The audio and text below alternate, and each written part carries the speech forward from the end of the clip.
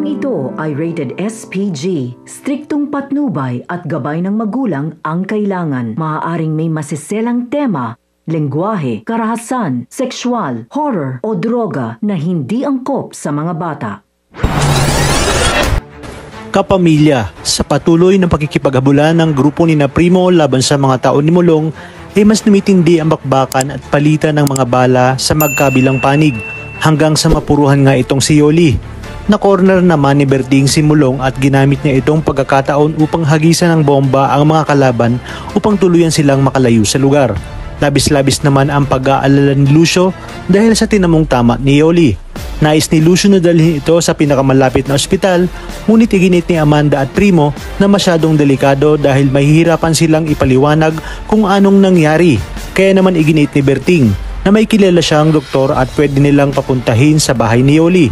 Maya-maya pa ay hindi na nga nakapaghintay pa itong si Lucio at siya mismo ang gumawa ng paraan at pinaharurot niya ang sasakyan upang dalhin si Yoli sa pinakamalapit na ospital. Ngunit doktor ng veterinaryo ang kanyang napuntahan at tinutukan niya nga ang doktor para gamutin itong si Yoli. Di na nga nagtagal ay binawian na ng buhay itong si Yoli, kaya naman labis-labis ang pagtangis ni Lucio. At nang nasundan sila ni Primo at Amanda ay huli na nga ang lahat. Binayaran na lang ni Amanda ang doktor upang hindi na magsalita sa mga pulis. Sa kanilang pag-uwi ay kinausap ni Berting si Lucio at sinabi na huwag sisihin si Primo at Amanda sa pagkawala ni Yoli. Kitang-kita umano ni Berting kung ano ang tunay na nangyari.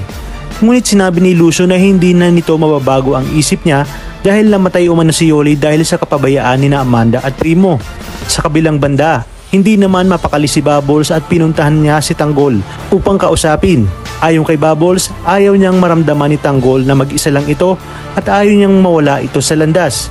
Kung kailangan ni Tanggol na makausap at mahihingahan, ay naroon lamang umano siya at handang damayan ang binata. At ang mga dapat nating abangan ngayong Miyerkules, malalaman na nga ni Rigor dahil kay Marites ang tungkol sa nag-iwan ng pera.